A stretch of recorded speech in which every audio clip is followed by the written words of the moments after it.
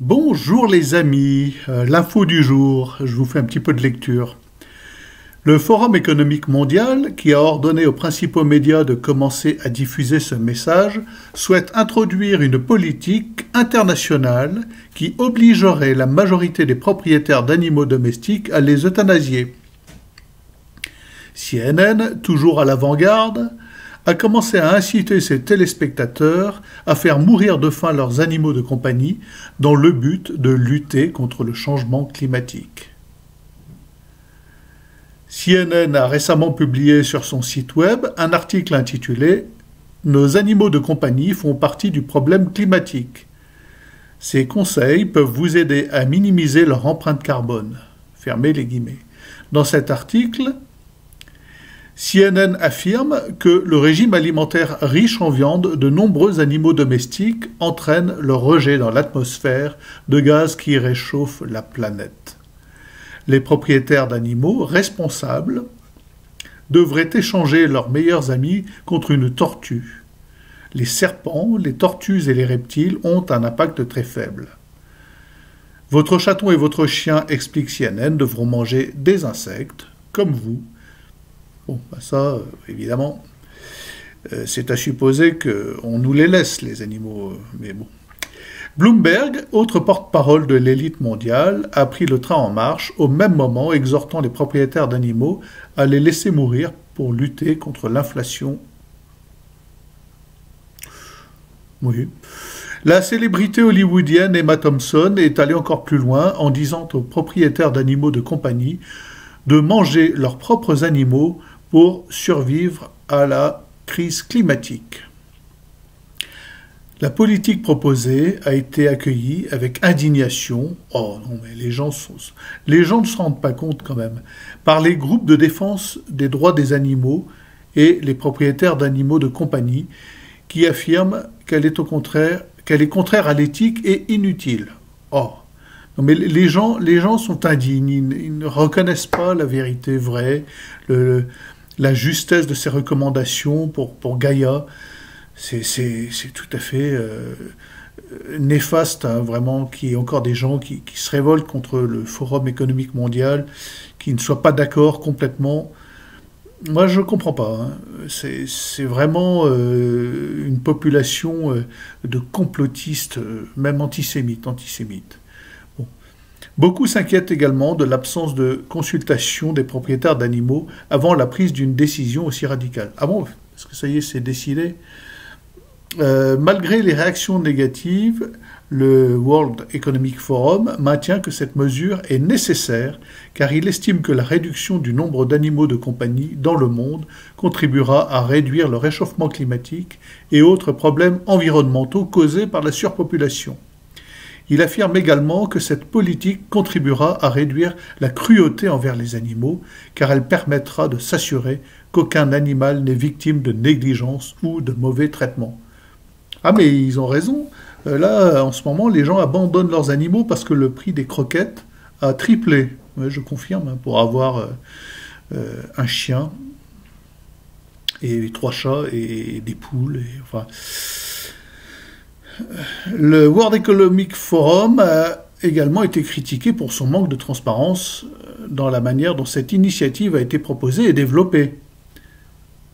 Développer, ça veut dire quoi? C'est bon, ils arrivent chez moi là pour euthanasier. Mais c'est juste, hein.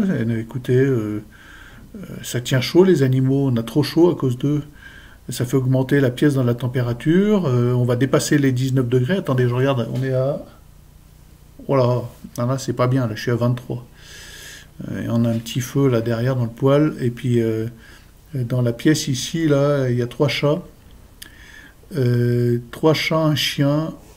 Non, il faut que j'agisse. Il faut vraiment que j'agisse.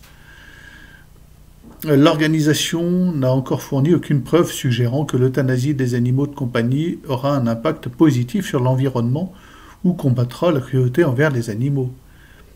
Oh, non, mais ils doutent du bien fondé de la parole de ces élites. Je ne comprends pas qu'on puisse douter.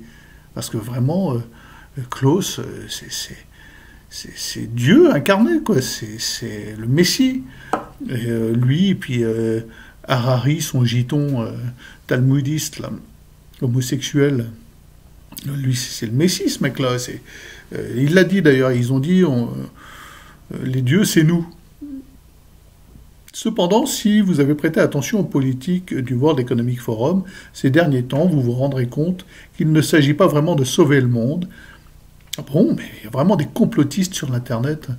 Les politiques du WEF ont toutes une chose en commun, elles nous déshumanisent. Oh, non, mais ils sont vraiment, moi, pourquoi je lis c'est quoi ce site Internet de complotistes antisémites, là? Nous dégradent et se moquent de nous. Elles sont conçues pour nous priver de toutes les joies de la vie et nous infliger une douleur maximale. Non, vraiment, là, je suis en train de lire, excusez-moi, je suis en train de lire des propos complotistes, ça ne va pas du tout. C'est vraiment pas bien, n'écoutez pas ce que je lis, tenez compte uniquement des propos de notre ami Klaus. Voilà, seul ça est digne d'écoute, les propos de Klaus, parce que lui, il sait ce qui est bon pour nous. Nous, non. Nous, non. Voilà. Donc la campagne visant à forcer l'humanité à renoncer à la viande et à se nourrir d'insectes et de grillons est un bon exemple. Un initié du World Economic Forum a même admis qu'il s'agissait de broyer l'âme humaine. Non, là, on va trop loin dans le complotisme. Je suis désolé d'aller si loin dans le complotisme. Non, vraiment. Non, ils nous veulent du bien. Le World Economic Forum nous veut du bien. Bon, voilà, ceux qui remettent ça en question, vous vous dégagez de ma chaîne. Vous partez, vous vous désabonnez. Ils nous veulent du bien. Klaus nous veut du bien. Bon, non, c'est vrai, quoi. Pourquoi? Mais de quel droit on pourrait douter? Pourquoi les paysans auraient-ils le droit d'avoir des animaux de compagnie dans cette dystopie imminente pour faire dystopie? Tout de suite les grands mots. Oh là là. Et il l'a dit, Klaus y a dit, on ne possédera plus rien. Un serpent, ou un lézard, ou une tortue. J'aurai une tortue dans ma poche là. Pour faire face au désespoir et à l'aliénation qui les ronge.